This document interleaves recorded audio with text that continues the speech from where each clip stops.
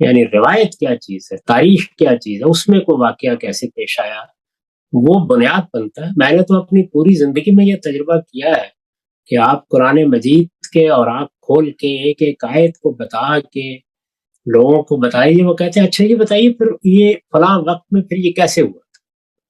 تو یہ ہے انسان کے ساتھ مسئلہ۔ سلامتی ہے ان آنکھوں پہ جو ہدایت پہ نظریں جمائے بیٹھی ہیں، ان کانوں پہ جو ذکر خیر کے منتظر رہتے ہیں، اور ان قدموں پہ جو ہدایت کی راہ پہ گامزن ہیں۔ السلام علیکم استاد محترم۔ جی وعلیکم السلام۔ جی آج ہم نے یہ کور کیا حسن صاحب کے ساتھ کہ نبوت سے لے کے رسالت کا سفر اور رسالت سے آگے قوموں کو اٹھا جانے کا سفر جو ہے نا وہ دیکھا ہم نے۔ یہ جس پریسیجن کے ساتھ ہم اس کو بیان کرتے ہیں فکر افراحی والے، اور جس شعور کے ساتھ ان کی ذمہ داریوں کا احساس دلاتے ہیں، یہ کیا وجہ ہے کہ ہماری روایتی فکر کے اندر یہ چیز موجود نہیں ہے؟ نہ صرف ہمارے ہاں موجود نہیں ہے بلکہ جو یہودی ہیں یا جو عیسائی ہیں ان کے ہاں بھی یہ چیز نہیں پائی جاتی۔ اگر ہمارے ہاں کوئی اس طرح کی کوئی تحریک اٹھے، کوئی شعوری تحریک اٹھے، تو وہاں پہ بھی یہ چیز پائی جاتی ہے کہ وہ اس چیز کو اپنا موضوع نہیں بناتے۔ وہ اپنی قوموں کو تو اٹھانے کے لیے، اسلام کے لیے تو کوشش کرتے ہیں، لیکن اس پہلو سے کہ ہماری کوئی ذمہ داری ہے، ہم ایک بحیثیت قوم اس ذمہ داری کا جو احساس ہے، اس سے ایسے لگتا ہے کہ یہ کوئی ان کے ہاں یہ چیز نہیں پائی جاتی۔ ہم تمام جو ہمارے مسلمان ممالک ہیں، یہی صورتحال ان سب لوگوں کو درپیش ہے، ان سب جماعتوں کو درپیش۔ اس کا میرے خیال میں اس سے تعلق نہیں ہے، بلکہ قرآن مجید اور الہامی صحائف کو موضوع نہ بنانے سے تعلق ہے۔ میں کبھی اس کا اندازہ نہیں کر سکا کہ کیوں ہوتا ہے، لیکن ہوتا بہرحال یہی ہے کہ لوگ زیادہ تر روایت کی طرف متوجہ ہوتے ہیں۔ یہ حقیقت ہے کہ ہمارے ہاں کے جتنے گروہ، جتنے فرقے، جتنی جماعتیں میں نے اپنے زمانے میں دیکھی ہیں یا اس سے پہلے پڑھا ہے، وہ سب کے سب روایتوں پر کھڑی ہیں۔ قرآن مجید سے استدلال ما بعد استدلال ہوتا ہے، وہ جس کو منطق میں کہتے ہیں کہ نقطہ بعد الوقوع، بعد میں بس قرآن مجید کی طرف رجوع کیا جاتا ہے۔ قرآن کو موضوع بنا کر، قرآن کے اندر اتر کر، قرآن کو بنیاد بنا کر، قرآن کو بنائے استدلال بنا کر ہمارے یہاں رواج نہیں پڑا غور کرنے کا۔ ابھی پچھلے دنوں حسن کو معلوم ہے، ایک بڑے عالم ہیں، ان کے ساتھ میری کچھ گفتگو چل رہی ہے، اچھے دوستانہ ماحول میں بات کر رہے ہیں۔ ان کو یہ بتانے میں بڑی دقت ہوئی کہ آپ اپنے منطقی مقدمات سے دین کو کیسے شروع کر سکتے ہیں۔ دین کو اللہ کی کتاب سے شروع ہونا چاہیے، پیغمبر کے حکم سے شروع ہونا چاہیے، لیکن روایت ہی اصل چیز ہے۔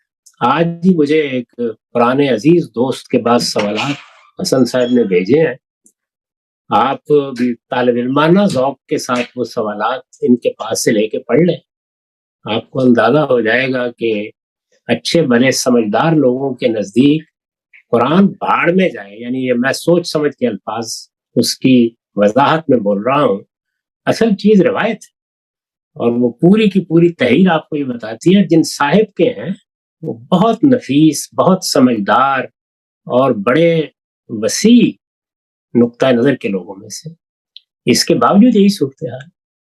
یعنی روایت کیا چیز ہے، تاریخ کیا چیز ہے، اس میں کوئی واقعہ کیسے پیش آیا، وہ بنیاد بنتا ہے۔ میں نے تو اپنی پوری زندگی میں یہ تجربہ کیا ہے کہ آپ قرآن مجید کے اور آپ کھول کے ایک ایک آیت کو بتا کے لوگوں کو بتائیے، وہ کہتے ہیں اچھا یہ بتائیے پھر یہ فلاں وقت میں پھر یہ کیسے ہوا تھا۔